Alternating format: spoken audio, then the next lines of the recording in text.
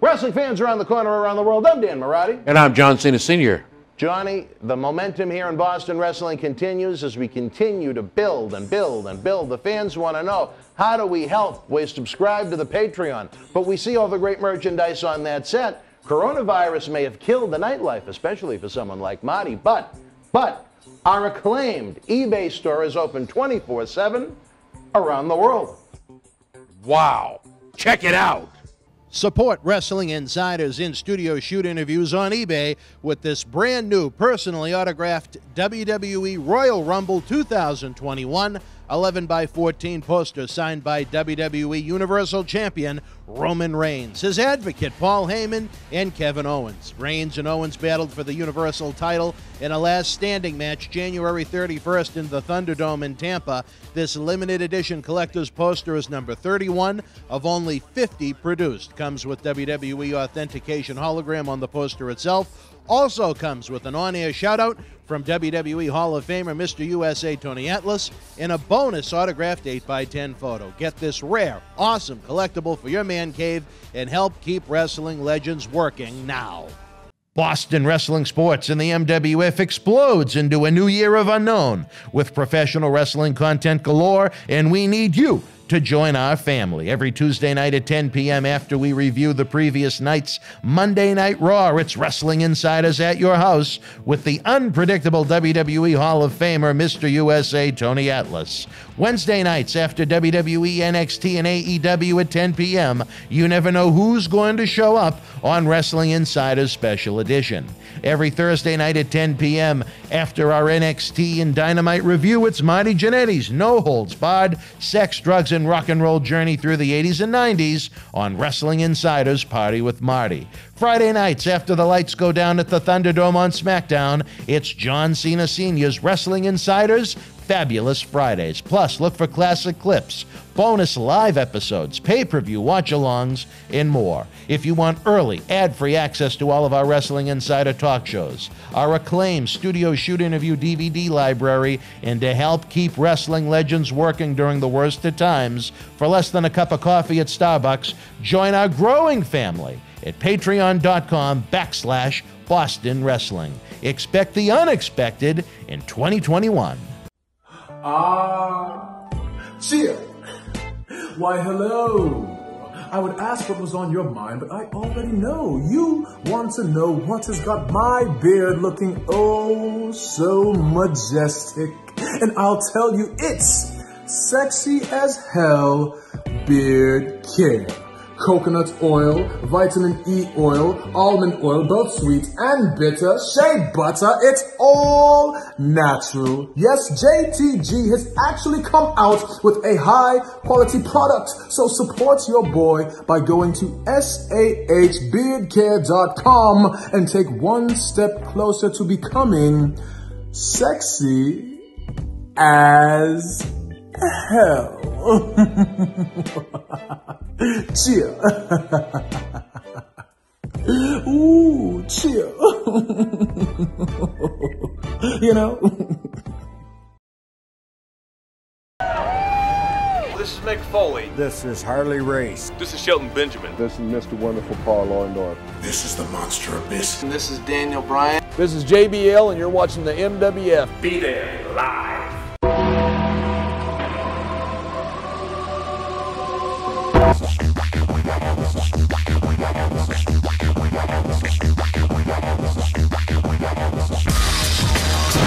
Wrestling fans around the corner, around the world, welcome to Wrestling Insider.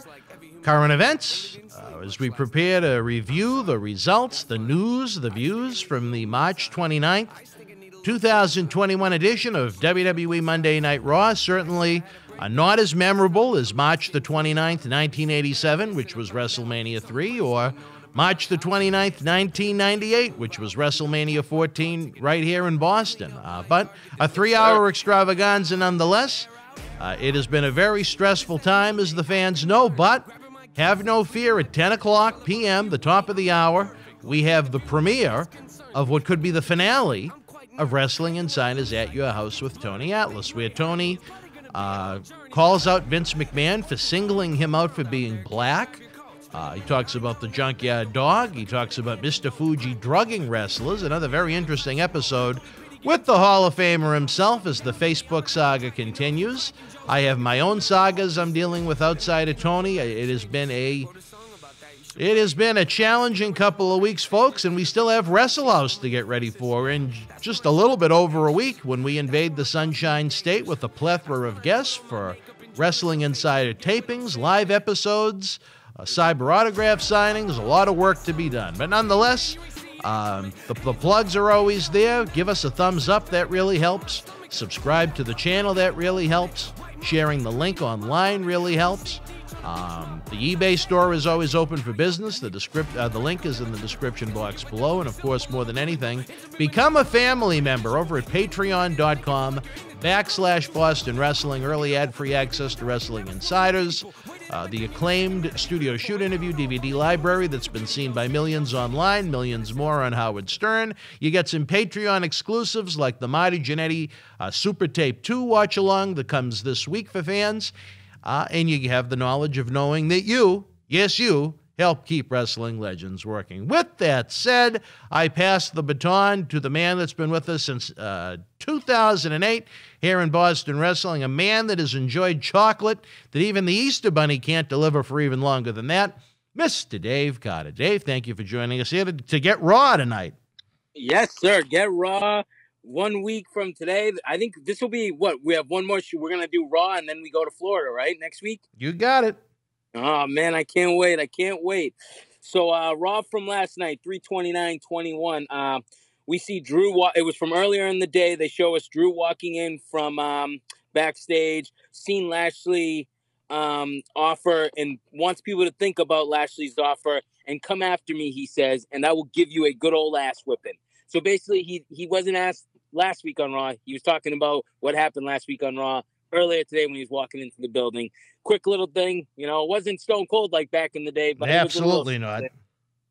What'd you think of the? It was point out he comes in with his kilt on. What the hell? Well, I guess in Florida where it's starting to heat up, they keep some cooler. He lives the gimmick, I guess, right? He's wearing it all day long. That's living the gimmick. If he's walking around Tampa in a kilt. I know. I thought it was kind of funny because he's wearing a jacket with his kilt. But from there, Raw starts. We get Bobby Lashley coming down to the ring with MVP, Sheldon, and Cedric. MVP gets on the mic and gives an official announcement. 2 weeks until WrestleMania. Crystal clear about the offer that Bobby has stated. Bobby says anyone who takes out Drew will get a title shot at WrestleMania. MVP says they want to make someone else a star. Then we get a video package of what happened with Sheldon and Cedric losing to Drew McIntyre last week. Bobby says, you had a perfect opportunity to take out Drew. Now I can't count on either of you. I refuse to deal with stupid. MVP says, you both failed miserably. Sorry, I can't even say it. Miserably. Sheldon says, are you trying to make us look bad on national TV? Then he gets mouthy with MVP, pushes MVP out of the way, gets in Bobby's face. Bobby attacks both of them. Bobby says the Hurt business is now over. So for me, I didn't mind the segment, but you're already breaking up a great faction, or like this was great. We both even said we liked it. We thought it was really good. I just don't understand the point of breaking it up. Now what are you going to do? Put Cedric and Sheldon back on this bench where Ricochet is? I mean, come on. I don't know. I didn't like how they broke it up. I didn't mind the segment. So it's like, I don't really know how to state it. To me, it was almost like a page out of AEW. If it was a year from now, okay. But, you got to let the faction have a little bit of legs before the fans are going to care all that much. I mean, I think the Hurt faction has been very, very good. But, I mean, how many fans are really attached to them when they've only been a unit as is for several months now? Yeah, exactly. Does that make sense? I don't know. I mean, to me, I was shocked. I didn't think they were going to break it up this soon, but I guess, we don't know. Sometimes WWE doesn't ask us, right? But you know my thoughts on Shelton. I think he's one of the elite athletes to ever compete in professional wrestling. And if they take someone that contributed quite a bit the past few months and, they put him on the shelf, so to speak, to collect dust, what a waste. Because Shelton, he's a little long in the tooth. but he still has a lot to contribute. He doesn't look anywhere near his age. I think most people would be shocked if they knew how old he was. You know, try and get as much mileage out of him as you can. He can still go. He can still deliver. Absolutely. Absolutely. From there we get Riddle backstage. Riddle riding his scooter. Riddle says Sheamus pissed him off last week. Titus and him, he rides over to Titus. Titus and him getting an exchange about how he's going to be hosting and roasting WrestleMania. And Titus is like, no, I'm not roasting anything. Then Riddle says, well, it'd be cool if you put I can't even believe I'm going on. He said you should put a pig roast in the middle of the ring and he's like, I'm not roasting. I'm just co-hosting with Hulk Hogan. And then out of nowhere, Sheamus comes out of nowhere and it throws his shoulder into Riddle. Riddle goes flying off his scooter and then smashes Riddle off, like his scooter falls over. You know what I'm saying? I don't know.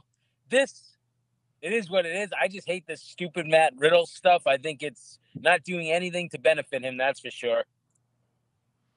No, that continues to be my problem with him. You have someone that, if he was packaged differently, you know, you'd have a hell of a gift to open up on Christmas morning. Instead, you know, it looks like you have a box that's been jumped on, trampled on, and run over by a car before you get to see what the gift is on the inside, because he's a guy that can go once the bell rings. It's just everything else surrounding him, as I continue to say every week, is complete and utter nonsense that would appeal to those maybe mentally challenged. I mean, I don't know who wants to see a world-class athlete like him, a legit shoot fighter like that, presented like a complete and utter moron. That's why you continue to have so few fans that are willing to watch the show, so few fans that are willing to pay to go to shows.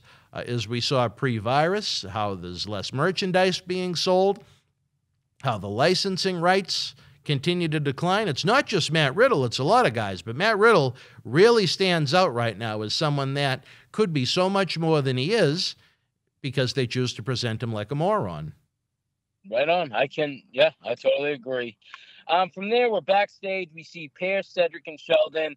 Sheldon and Cedric are freaking out to Adam Pearce, saying Sheldon wants to face Bobby Lashley tonight, and then if he beats Bobby and whatever's left of him, Cedric wants a piece of him next week on Raw.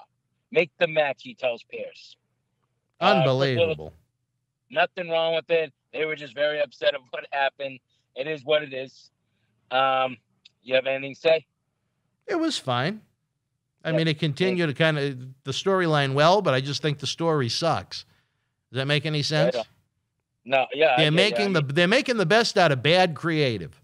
Right on. So kudos to the talent. Yep. From there we have Sheamus versus Riddle, MVP on commentary because Samoa Joe couldn't make it or some other obligation. They didn't say why. Sheamus was in total control early in the match. Just slammed back and forth, hard hitting. Riddle gets a little bit of offense and starts going back and forth. Very long match I put, but it was good. It wasn't a bad match, but it was very long. Maybe a little too long in the tooth for me, but you know, it wasn't a bad match by any means. Sheamus ended up winning by pinfall. At the end, Riddle attacked Sheamus after the match, which I like. If this is him trying to move away from the silly stuff, great. I'd rather see a heel Matt Riddle or... Oh, yeah. I mean, it would take a lot for it to be worse than it is right now. I mean, they'd really have to put their thinking caps on to make it any worse than what they've presented with this guy. Exactly. And if this is a way to either make them turn heel, well, maybe not a heel, but maybe a baby face, but a baby face that's believable, that someone's tough, you know, like a John, something like that. Not this riding around scooter, bro, this and all this crap. I like that. So the match was long, but I thought it was a good match. So I didn't see nothing wrong with it. What did you think of it? It was fine. You know, again, the work was good, but it's just everything around it was terrible. Terrible. I mean, this is supposed to be the road to WrestleMania. This is the go home to WrestleMania Raw, and this is it, you know? Yeah, I mean, I hope they have something big in store next week because, like you said, it's the pre. And this is not, I don't think that, I mean, tickets are already sold, so to them it's whatever, I guess. But, you know, I'd write the show for them next week for free and really build the show up and build a lot of excitement. There you go. Right on. I hear you. From there, we're backstage. We have Elias, Shane, and Jackson Reitner. Shane says, we're going to find out some interesting things on Braun tonight. So they go to commercial break. Well, actually, sorry. They have Drew backstage. Well, actually, do you want to talk about that at all? Or No, there really wasn't much there. yeah, I didn't think so. I would just go over everything. We get Drew backstage, runs into Omos and AJ. AJ says they have bigger plans than fighting you or attacking you tonight for WrestleMania. They're going to embarrass the New Day at WrestleMania. Drew's screaming, who's going to take me out? Who's going to take me out? Just going crazy backstage. That made a lot of sense. They want to compete in a tag team match that'll be an afterthought, as opposed to having a chance to compete in one of the main events for the WWE Championship. Exactly that was believable. I didn't like that. That part with AJ and Omos didn't need to be there because, like you said, why wouldn't AJ almost want to be in the champion? Like, come on. I don't know. I didn't like it. From there, we come back from commercial, and that's when we have Shane, Elias, and Jackson Reitner in the ring. Shane says his knee was okay because of his adrenaline. That's the only reason why he could wrestle at Fastlane. Shane has Braun's 5th grade report card on the screen, a picture of it. And then they have a picture of Braun in a dunce cap. Braun might need a warm hug from all of us. Braun comes out to the, I don't know. It's getting old. This isn't a good way to build up a match that's going to happen at WrestleMania. I don't like any of it. I don't know what you thought of that. It wasn't sports entertaining. Did you think it? Did you like it at all? I think it's kind of a childish storyline. I think that Shane McMahon is very likely to deliver in a big way and make Strowman look good at WrestleMania. I just think the storyline to get there has been But the thing about it, too, is you have a guy that's a monster and you're doing childish storylines. Why? It should be the opposite. If you're going to do childish stuff, you have the wrong character. Put it on Riddle then, because he's already doing childish shit. No, I mean, that would be... I mean, I could see Shane McMahon saying to him, you're a moron, you're an idiot, because that's how he acts every week. Right. Exactly. I don't know. But then we come back from, commercial, because I go to another commercial, which was weird. They had another commercial break real quick. I don't know if they were trying to get him out or whatever. But we end up with Braun Strowman versus Jackson Reitner. Another big Braun one. dominates Reitner pretty much the whole match. Shane distracts Braun. Jackson gets a little bit off because of that, but then Strowman Express starts with the choo-choo train stuff in the background. I know we went over that last week, and we both said probably that's not a good look for Braun. No. Braun Strowman pins Jackson Reitner. After the match, Shane and Elias double-team Braun. Braun fights them off. Braun gets on the mic and says, you said I could pick any kind of match I wanted. I've decided it's going to be a steel cage match. And I've been saying that for weeks, that it was either going to be a Hell in a Cell or a steel cage, because that would make the most sense to keep anybody out of it from him running away. So for that, I'm not mad at it. I expected that kind of match. I think it's going to be good because, like we were just saying, Shane delivers always at WrestleMania, and he can probably have, make Braun look really good. I'm guessing what's going to happen is Braun's going to end up throwing Shane through the cage or something. Something crazy is going to happen. But we'll see. What did you think of it? You know what? I didn't mind this all that much. Strowman, outside of the top guys, he should be beating people 3-4 minutes tops. You know what I mean? Right up. There should be no ifs, ands, or buts about that part of it. Obviously, Elias and Riker are disposable characters. Problem is, you have such a thin roster. How many times is Strowman going to go through them that quick? I'm sure Stone Cold has many tricks up his sleeve for the cage match against Strowman on Sunday, and he'll go tit for tat with him 50-50 before the finish, because that is Stone Cold Shane McMahon after all. But, it served its purpose, maybe is the best way to put it. Served its purpose.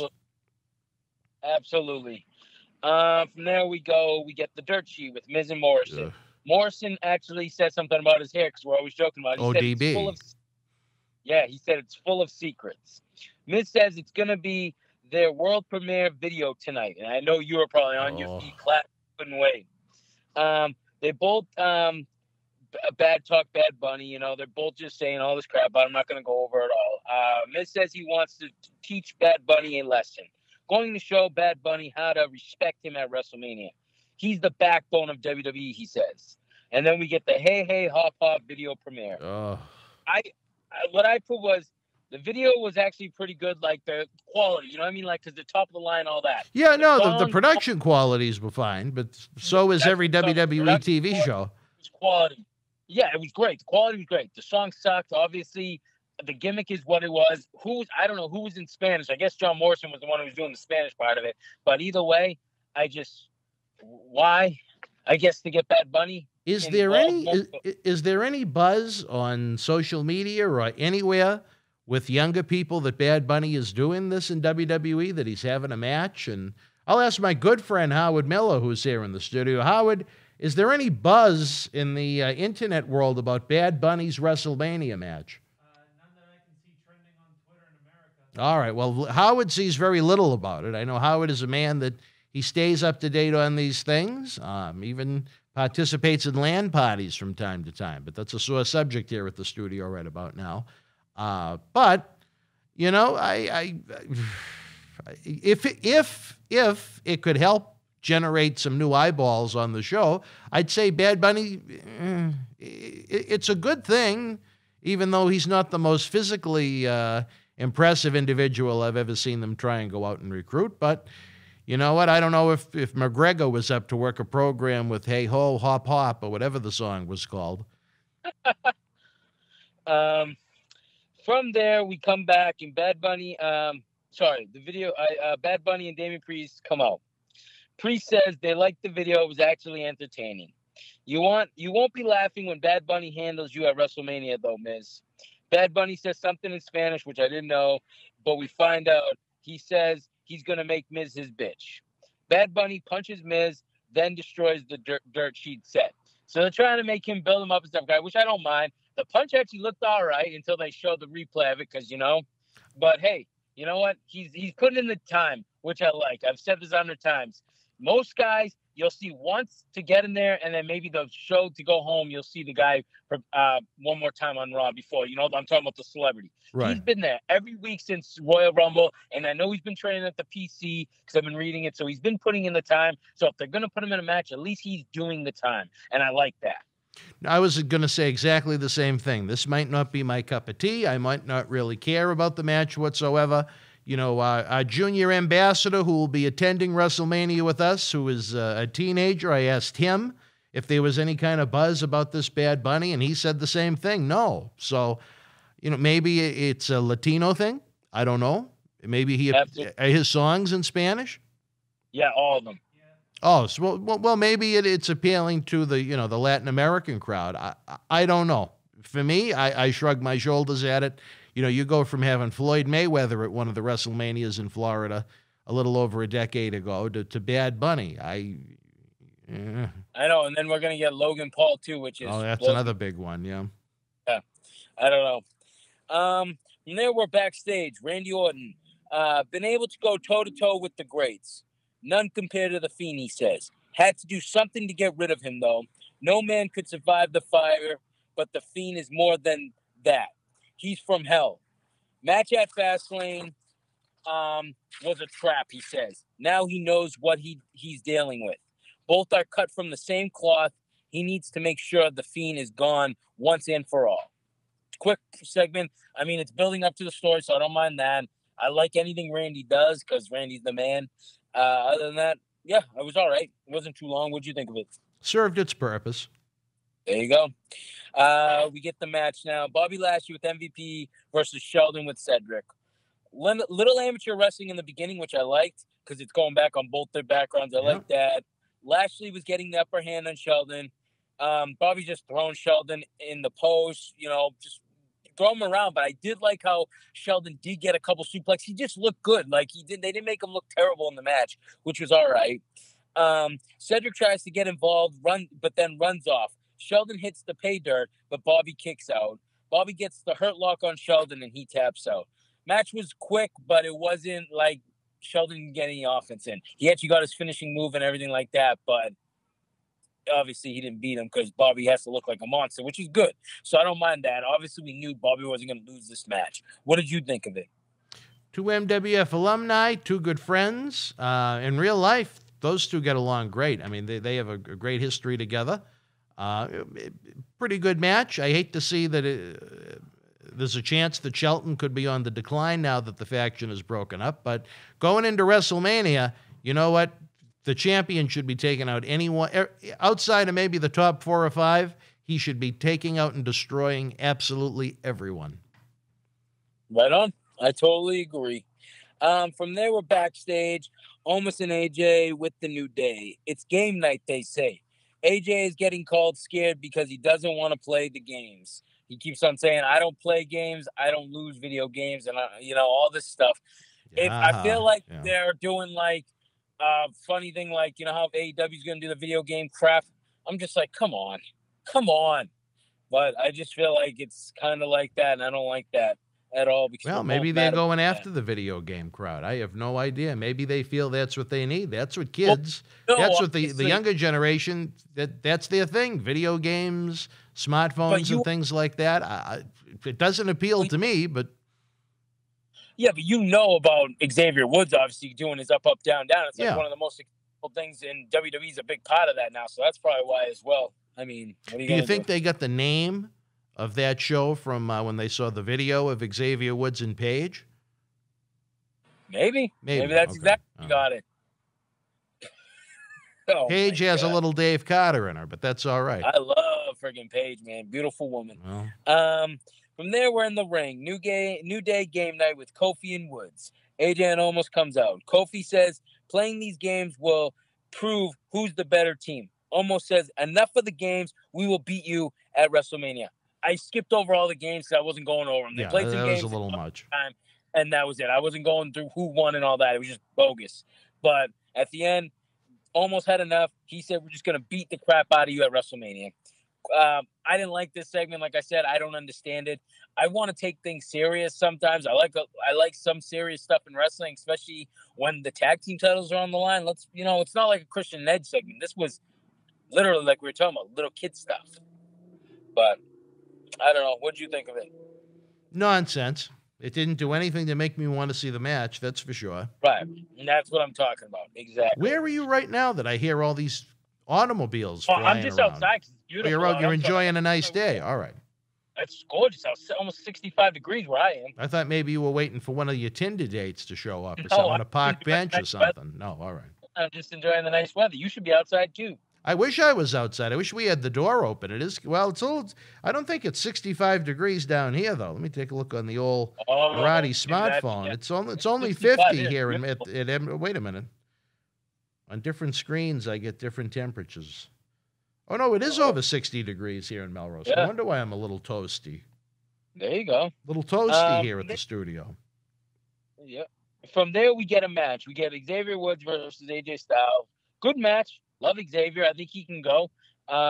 Back and forth. Almost had enough and just punches out Woods. Well, not punches him out. Sorry. Throws Woods up, causing a DQ. Then throws Kingston over the barricade and just beating on Woods. I don't know. Does nothing like you said. I guess it leads to what's going to happen next week if they're going to retaliate or whatnot. I don't know. These matches, some of them are good. Some storylines are bad. It didn't do anything for me. What do you think of it? No, like I said, you have two good athletes in there, but with just the nonsense surrounding it, I shrug my shoulders. Who cares? I mean, how is that building interest in the show by having foolishness? Right, exactly. I totally agree. From there, before we go to a commercial break, we get Alexa on the swing with the Jack in the Box. So up next is Alexa's Playground. We come from commercial break. Alexa's talking about the Jack in the Box. Used to be called Devil in the Box back in the day, she said. Randy burned the Fiend forever, he thought. He just needed time to come get ready and come back. He's ready for Randy at WrestleMania, she says. Randy's biggest mistake is thinking he knows what's next. The legend killer is going to die. They showed the Fiend next to her, like standing there when she's on the swing. I love the visual of him. I think it's so cool. I know you don't care for this, but at least this is building to their match. It's a little something, and it wasn't like, no, you don't like the Funhouse at all. No, but at least I hate the Funhouse. I detest the Funhouse. Yeah, I figured that. What did you think of this segment? Anything with her, I can't stand at this point. You don't like her being involved in this? No. It's time for her to go. She needs to be lit on fire. Jesus Christ. Oh, man. From there, we're backstage again. Drew's freaking out. Who's stepping up? Well, he's in the locker room. He confronts Braun, tells him to step up. Braun says, no, I'm not doing it right now. Once I get done with Shane at WrestleMania, you better believe after you win the title, I'll be the next guy up. He throws Humberto. Poor Humberto, huh? Oh, yeah. Again, what a waste of talent. Just first class. Well, you know what? A little green, ways to go, but so much potential. And just to throw him out there and waste him is like he was a ping pong. Also, the two guys we talk about, Angel Garza as well, gets thrown around like nothing. Like he's a piece of garbage. Yeah, it's like the two guys we always talk about. And then Gulak get headbutted, which he's a talented wrestler as well, but obviously I don't expect him to get. But these two guys, Garza and Humberto, are friggin' talented to the moon. And finally, we do get something. We get he confronts Ricochet. Ricochet tells Drew to look no further. Drew says, "I'll see you in the ring." So we're gonna get Drew versus Ricochet, which I was happy about. At least we're gonna get Ricochet on the show finally.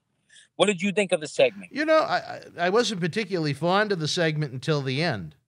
I was happy because I think the world of Ricochet. Right on. I totally agree. From there, we're getting Shayna with Nia and Reginald versus Naomi with Lana. Mandy and Dana are on commentary. Match just gets crazy. It was a waste. I didn't like this at all. It just gets crazy at the end. Nia gets thrown into Mandy. All four start going at it. Naomi ends up pinning Shayna. Nothing to really write home about. I don't even know what this is building to. They haven't said yet. So it was just a wasted match to me. What did you think of it? Obviously, just more garbage. More garbage that no one wants to see. Lana and Naomi have zero chemistry together. I imagine they're going to waste the time to have so all the the women power of WWE, they're going to have some lousy four-team or triple threat match at WrestleMania. I would imagine it would be Nia and Herman and against Lana and Naomi against Dana and Rose against Natalia and 1997 Undertaker Tamina. Probably a horrible pre-show match that's not going to get anyone new to want to watch it. If they waste time on the regular show with that. I was just going to say, if they don't put that on the pre-show and that's on the card, oh, man, you'll be getting up for sure. Maybe Marty and I will be getting up to stretch our legs around Raymond James Concourse. That's for sure. Oh, I love it. From there, we're backstage with Asuka and Riddle. He says he's a little sore to her and beat up.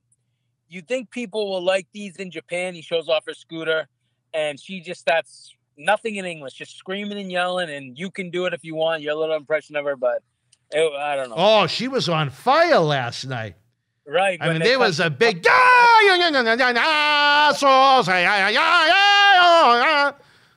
I mean, literally, Asuka was on fire. Saying stuff in Chinese. I have no idea what she was saying. I don't speak Japanese. That because Vince gets a kick out of it. Someone must be amused by it. I have no idea. Because I'm going to guess at least 99% of the audience has no idea what she's saying when she starts screaming in Japanese. Right on. That's what I'm saying, too. That's why I was wondering if you think it is or not. But regardless, we get that. From there, where Adam Pearce is in the ring for the contract signing for the Raw Women's Championship. Rhea Ripley comes out, then Asuka. Rhea is confident enough to say, I'm going to beat you at WrestleMania and take your championship. Your confidence is borrowed, not earned. Rhea gets up and, let me go back. Asuka starts screaming stuff in Japan, and then finally that's what she says in English. Your confidence is borrowed, not earned. Sorry, I didn't do all the impression because I'd leave that for you. Rhea gets up and throws the table into Asuka. Nia and Shayna and Reginald come out again. And I'm like, are you kidding me? Come on. I mean, how many times in one show does anyone think they want to see Nia Jax? Exactly. And then from there, Nia and Shayna, they're both complaining about where their WrestleMania matches are. Nia issues a challenge for next week on Raw between Rhea and Asuka. Rhea accepts for both of them. Why? That's all I put. I can't answer. I don't know. I wish I knew. Because I try and encourage whoever it was, to... Contract signing, and that's it, would have been perfect. Because you know what? At least they're leading to a match, and it would have made sense. You have these girls come out for what? Because there's nothing else you can do with them? So you do, I don't know, man. I didn't like it. What did you think? Garbage. There you go. From there, where Ricochet's walking backstage, MVP comes over, says, this is about, Ricochet says, this is about me. Nothing to do with Bobby Lashley. I want an opportunity, and if this is the way I have to do it, this is what I'm going to do. So Ricochet's confident. I like that. MVP didn't say much to him, which I liked. It's just, he's showing that it's to at least building us up that it's not going to be a squash, hopefully, because he's actually trying to do it the right way. I like it. What did you think of it? They gave him exposure. They didn't make him look like a moron like they did a lot of the other guys that were in the locker room that were part of the original vignette where, McIntyre threw them around like they were nothing. I know. Respectable. Yep. There you go. From there, we get the match. Drew McIntyre versus Ricochet. Back and forth for a lot of the time, which I was surprised because I thought it was going to be a little one-sided. But no, it was back and forth. I liked Ricochet getting a lot of offense in, too. Drew ends up hitting the Claymore out of nowhere and pins Ricochet. But it wasn't like it was just a squash. It was a good, it was a decent match. Quick, but it was quick. It was very quick, unfortunately. But Ricochet sold that finisher like $1 million. Yeah, he did. That's Ricochet's gold. I continue to say to those that may be new to the show and haven't heard me say it before, I would groom him as this generation's Rey Mysterio. Without a doubt. He's got the look. Absolutely. He's got the size. He speaks well. He's well-liked by his peers and within the company itself.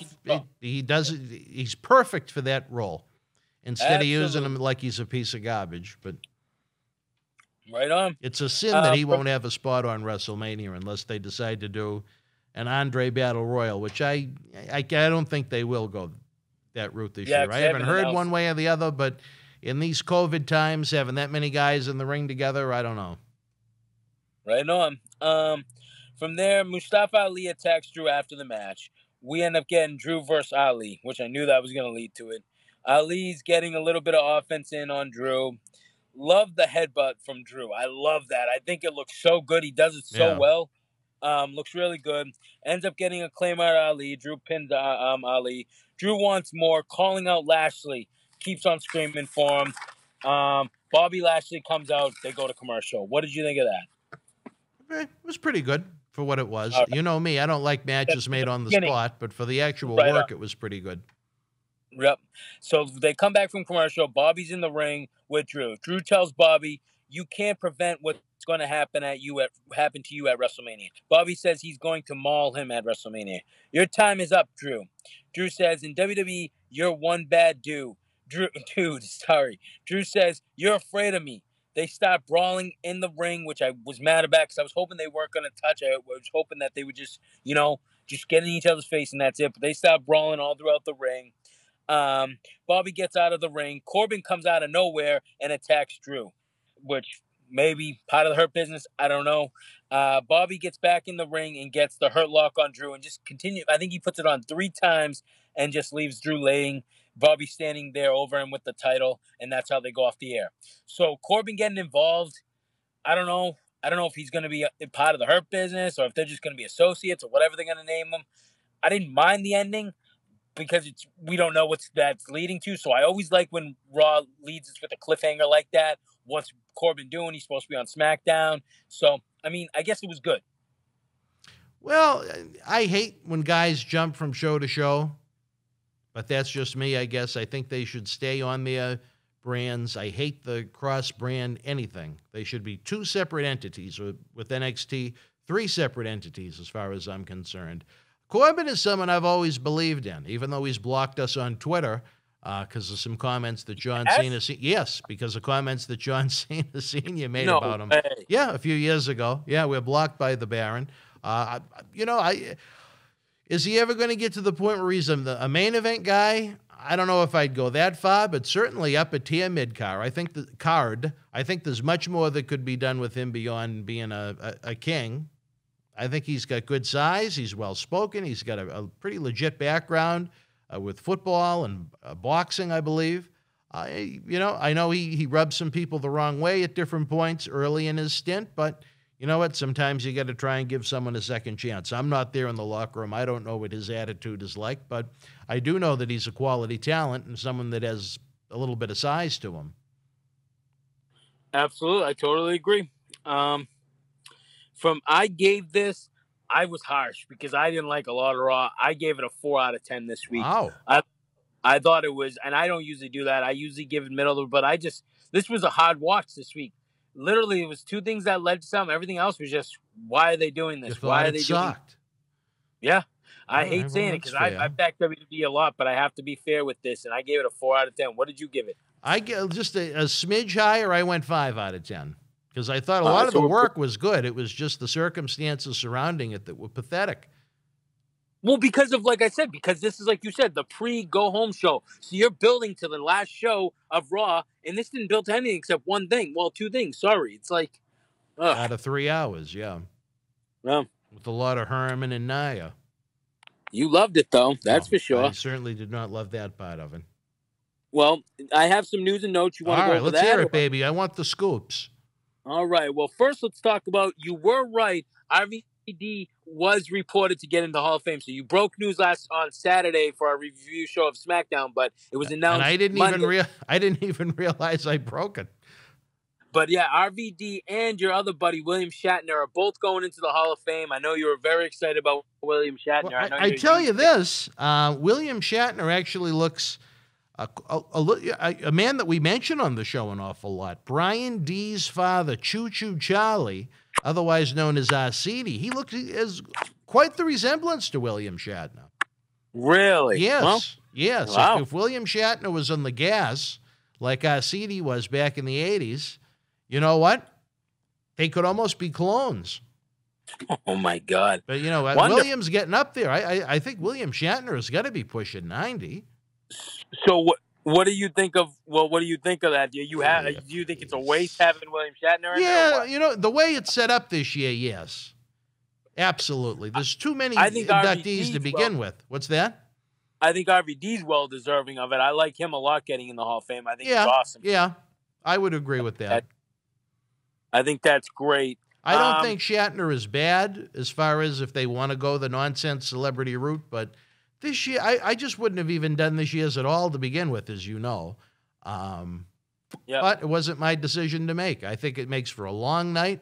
I don't think anyone has any interest in William Shatner doing a Hall of Fame speech. I don't think a 90-year, I'm not sure quite how old William Shatner is, but a pushing 90 William Shatner is going to get many more eyeballs on the ceremony than already would be watching. One man's opinion.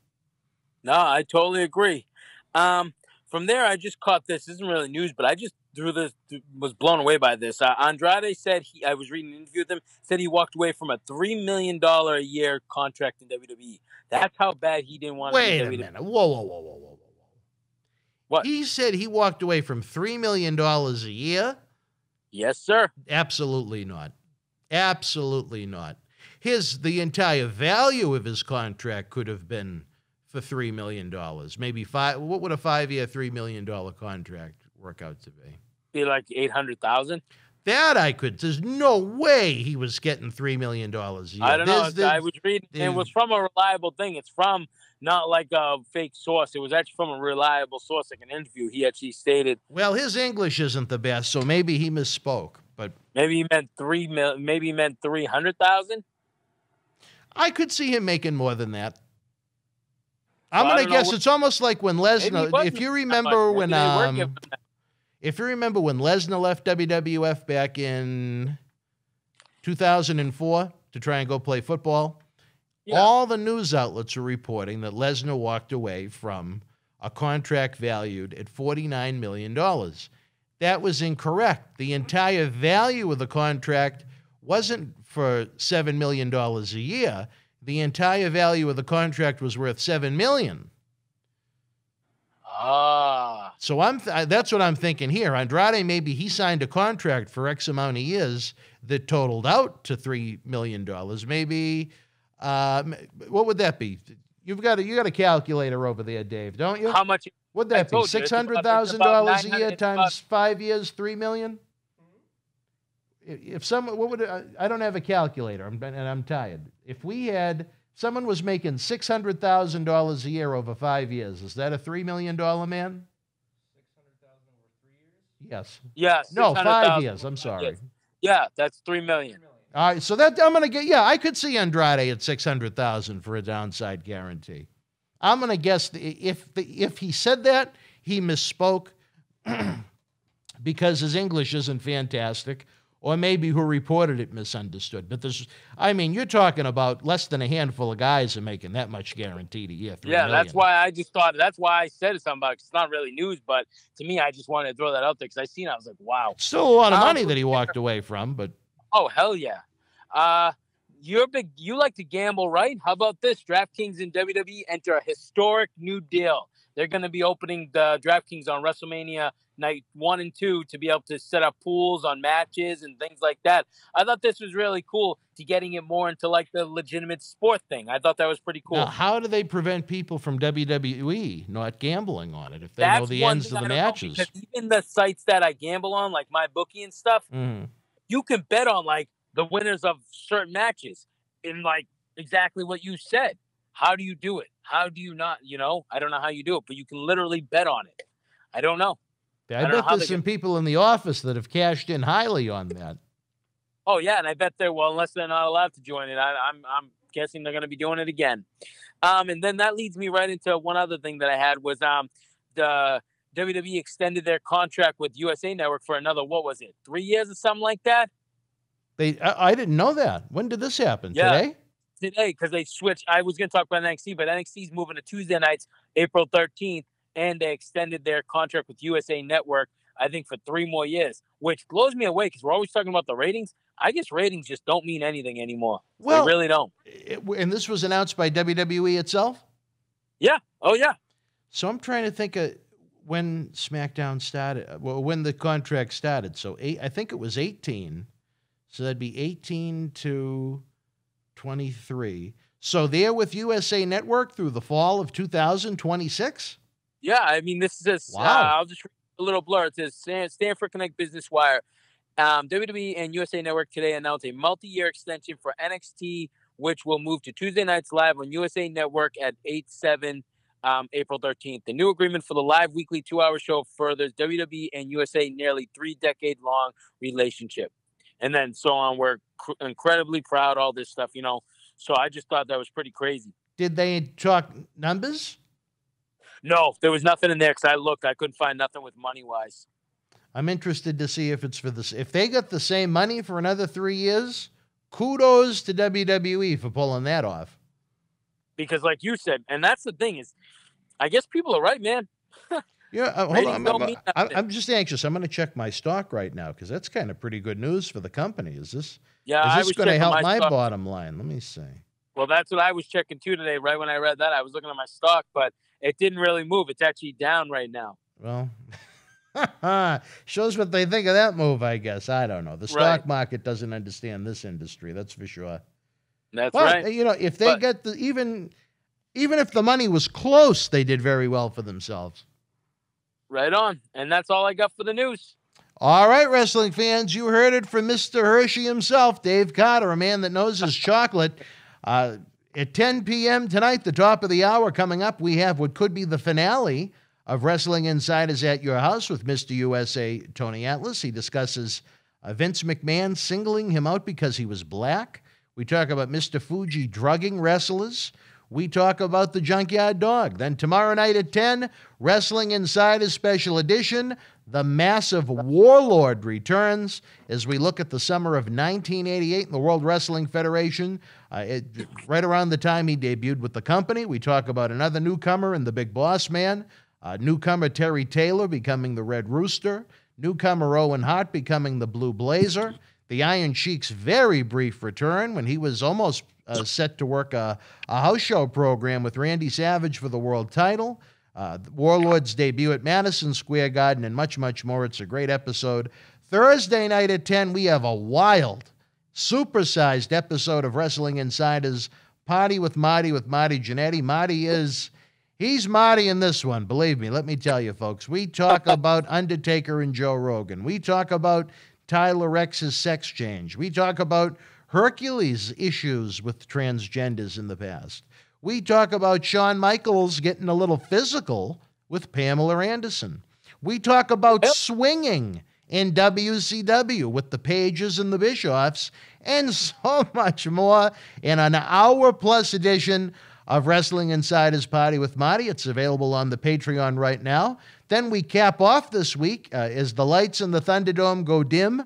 Friday night at Tropicana Field in Tampa. John Cena Sr. is just getting lit up as we discuss both the 2020 and 2021 Hall of Fame class, some of his personal interactions with many of those superstars. I thought it was a pretty interesting show as Johnny joined us from Honolulu, Hawaii. Really? Yes. Wow. And all those episodes I just mentioned are available on the Patreon now. Patreon.com/Boston Wrestling. Don't forget, our Patreons get the exclusive this week, the Marty Jannetty WWF Super Tape 2 watch-along, where he takes two of the matches from that show and he kind of analyzes them, breaks them down. So if you have WWE Network, you can log on and you can watch the video with Marty and see what he thinks of his own work. It's pretty cool. Yeah, sounds like a definitely interesting watch. All right. Well, wrestling fans, running out of time now. Again, Tony is back at the top of the hour as the social media saga continues. How will it end? We'd have to talk to the sorceress of sex, acclaimed psychic medium and spirit artist Ellen Damsky. Maybe she's the one to let us know, Dave. I don't know.